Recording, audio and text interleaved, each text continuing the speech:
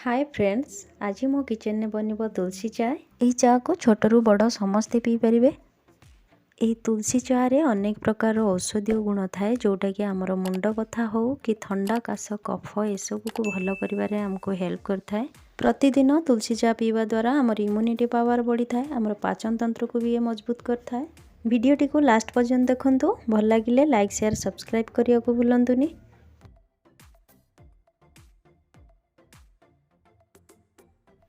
तुलसी चा बनवाई मुझे किसी तुलसी पत्र नहीं। तुलसी पत्र को मु तार डाल सहित नहीं कहीं तुलसी पत्र परी तार डाल रे भी मेडिसिनल प्रॉपर्टीज थाए। तुलसी पत्र रे मुख्य रूप से vitamin C, calcium, zinc, iron भरपूर मात्रा रे थाए। यही पवित्र गछर सबू पार्ट आम बहुत यूजफुल। आंटी इनफ्लामेटरी, आंटीबैक्टेरियल गुण ए थाए। आंटीऑक्सीडेंट रूप से भी ये काम करता है। यही तुलसी पत्र को खाली पेटरे खाइबा द्वारा ये हमको विभिन्न प्रकार रोगरू प्रोटेक्ट करिथाए। एमिति आहुरी अनेक गुण अच्छी यही तुलसी गछरे। तुलसी चा रे पकिया पई मु आउ किछि मसला एठी नेछि। किछि गोलमरिच, 2टी अलैच, 2 खंड डालचीनी, आ 4टी लवंग, आ खंडे अदा, आ गोटे तेजपत्र को एमती छिड़ेकी नेछि। तेजपत्र को छाड़िकी आउ जेते सब गोटा मसला को मु एथिरे सब छेचिकी नै जिवि।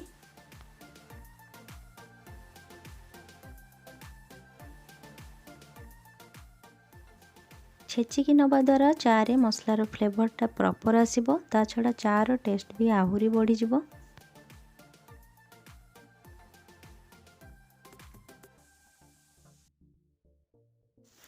चा रे पकिया पई मसला हमर रेडी हे गला। एबे जिबा हमें चा बनेवा प्रोसेस को।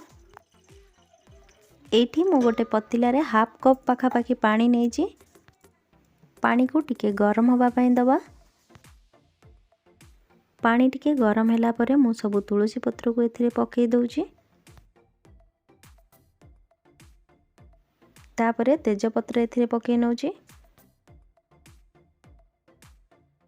गोटे चम्मच चा पत्ती एथिरे मु पकाउची। आउ गोटे चम्मच चीनी मु एठी नेछि। आपण जेतिकी मीठा खांती सेही अनुसार चीनी नेबे।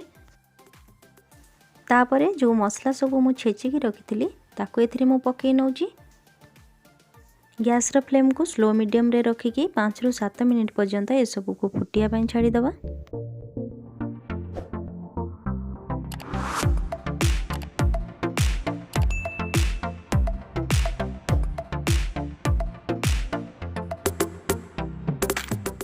पाँच रु 7 मिनिट परे तुलसी पत्र आउ मसलार फ्लेवर पूरा पानी रे मिक्स हो गलानी। आउ मसलारू भी बढ़िया बास्ना आसिलानी।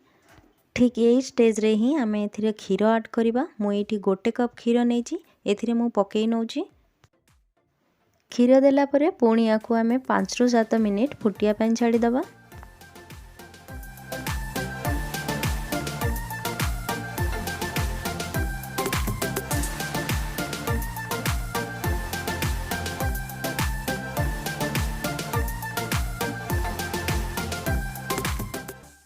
पाँच रु 7 मिनिट परे चा आमर एबे हेई गलानी। गैस रो फ्लेम को आमे एबे ऑफ कर दबा।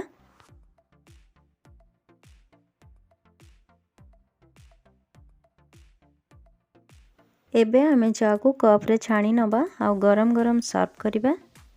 एही तुलसी चा आम पई बहुत हेल्पफुल हेई थाए। याको निश्चय बनै पियंतु आउ केमती लागिला मते निश्चय जणांतु। यही वीडियोटी को आपणक फ्रेंड्स, फैमिली, रिलेटिव सहित शेयर करंतु।